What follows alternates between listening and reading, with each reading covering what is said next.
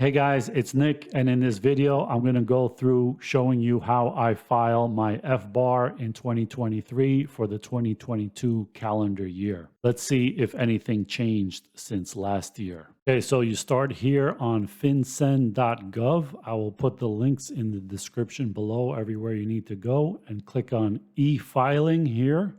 And it says you're leaving FinCEN and you're going to FinCEN, Trez.gov, whatever. And so click on that.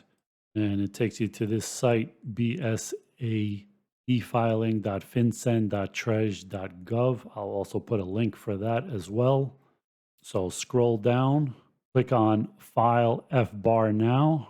And you can do it two different ways. You can do it with a PDF file, but you have to have an Adobe Reader that can be edited and that can take signatures. I've tried to do it before and it always gives me problems. So unless you are really good at doing PDF files and editing them and all of that, I recommend just doing this where you just file it online. So you don't need an Adobe Reader or anything. So let's click on that, prepare and submit. Okay, so it doesn't say anything about a time limit, but you cannot save your information. So if you log out or whatever, close down your computer, you can't come back. So first things first, email address, confirm your email address, first name, last name, phone number, easy enough. And I don't know why they need this bar to start FBAR, but click on it. So the first thing is a filing name. I always put FBAR filing and calendar year that you're filing for.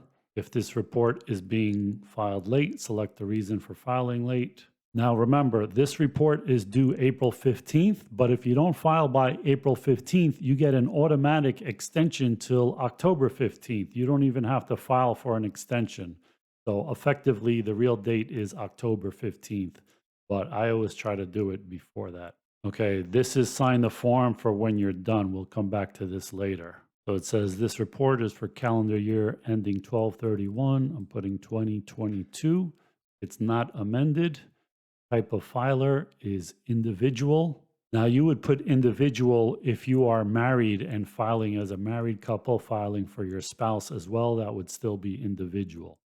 You're just going to use the separate/joint account part. Taxpayer ID is your social security number. Unless you're filing as a business, then it would be the EIN.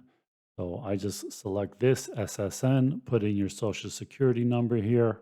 If you don't have a social security number and you're a foreigner, then just put in what type of ID you have. It's probably going to be a passport with a passport number and country or region of issue.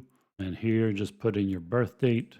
Okay, here, last name or organization's name. So if you're an individual, just put your last name, first name, middle name if you want, suffix, address, city, state, zip code, country/region. And do you have a financial interest in 25 or more financial accounts? Hopefully you put no, because that is a big headache to do if you did. Does the filer have signatory authority but no financial interest in 25 or more financial accounts? Put no if that applies. So now you put the information for each individual bank account or securities account or other. Now, I'm not sure what other is. It could be some kind of pension scheme or life insurance thing or something along those lines, but I only have bank and securities, so that's what I'm going to put. So put the name of the bank, the account number, the address, the city, the state, the zip code, whatever, and put the maximum account value. And now everybody gets very confused on what the maximum account value is. It is the high water mark for the year. And the best way I know how to explain it is like this. This is low tide, right? But when the water goes back up to high tide, you could see where the water line is here. So this is normally as high as the water will go. So let's say at the first week of 2022, right, this is your bank account level. You had, say, $50,000 in there in the first week of January 2022. And immediately after a few days, you took out all of that money and put it in a different bank account, So now you have zero in this account, right? You're down to here. You have zero in this account for the whole rest of the year. What is the maximum value in the account? It is this level. Whatever the highest level it reached anytime during the year, that is the high watermark. And if you put this money in some other account that had zero in it, let's say, that also has now a $50,000 high watermark.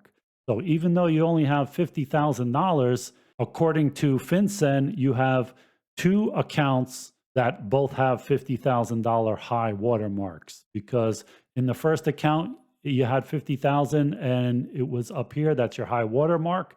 And then you moved it to another bank account, and now that's your high watermark over there as well. Okay, so you figure out what the high watermark is, whatever the high value is for the year, and that could go with stocks as well. If you had Apple, one share of Apple stock, and it was worth, $10,000 in the first week of the year, and then sometime in the middle of the year, it was worth $100,000, and then by the end of the year, it was worth, I don't know, $5,000. It doesn't matter. The high watermark is the highest level it reached. That would be the 100,000. Now, of course, if your accounts are not denominated in US dollars, they need to be. So go to fiscaldata.treasury.gov. I will put a link in the description below on how to get here. So here, fiscaldata.treasury.gov. And click on December 2022, and you'll see this list of countries here. So let's say I want to know what the exchange rate is for the Singapore dollar. So here you see it says 12/31/2022. That's the last day of the year. Now, what if you say, well, I moved out my money in the first month of 2022. Why am I using this rate? You're using this rate because they accept that if you use this rate, 12/31/2022, this rate is good for the whole year. Anytime during 2022, you can use this rate to do your calculation. So even if your high water mark was in February of 2022, you still could use 1.34, divide the high water mark in Singapore dollars by 1.34, and that will give you your US dollar high watermark level. And so do that for whatever country you need. You can use that 12/31/2022 for the rate for the whole year. Again, I will put this exact page in the description below. And since I have more than one account, once you fill this out, you can press the plus to add another field, as many as you need for how many accounts you have. So I click the plus, and now I get another one. I click the plus again, and I get another one. So just fill out the same information for all the accounts that you have, no matter how many you have. Now, once you're finished with that, you're pretty much done. You just have to sign it. But if you are married and filing jointly, you can file for you and your spouse. They just have to agree. There's a form to file that allows your spouse to file for both of you. And so the information here is not much different than for the individual, except for the number of joint owners. So if you're filing for you and your spouse, you would just put 2 here, but everything else, maximum value, type of account, all of that is the same as with an individual. And so I guess the person filling it out on behalf of a married couple would be the principal joint owner. So put your information here. Check if you are an entity like a business or something like that. If not, leave it blank. Taxpayer ID or social security number, and just your information.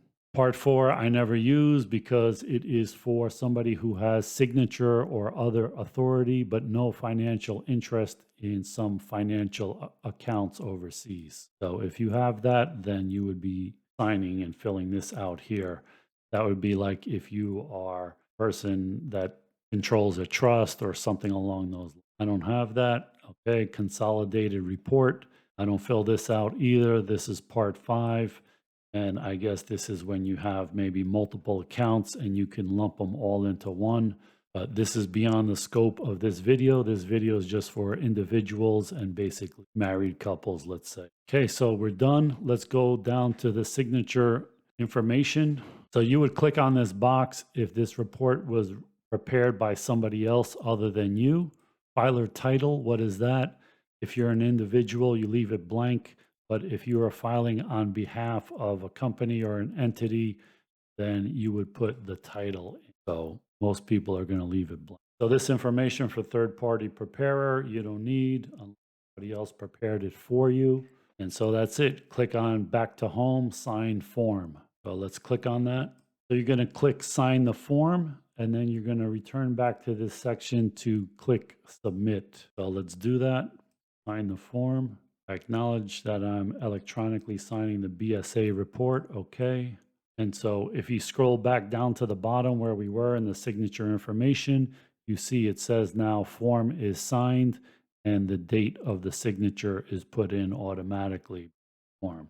So let's go back up and click on submit. So back here, click submit. Okay, so here's the confirmation.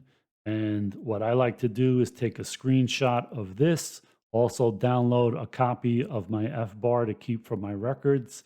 And they're going to send you an email confirmation with some confirmation number. I like to take a screenshot of that as well, put all of those documents together in one folder and put that away from my archives. And if you want to know the rules and thresholds of who has to file FBAR, I did a more comprehensive video last year that you can see at the end of this video. So just click on that to see the rules and regulations on who has to file.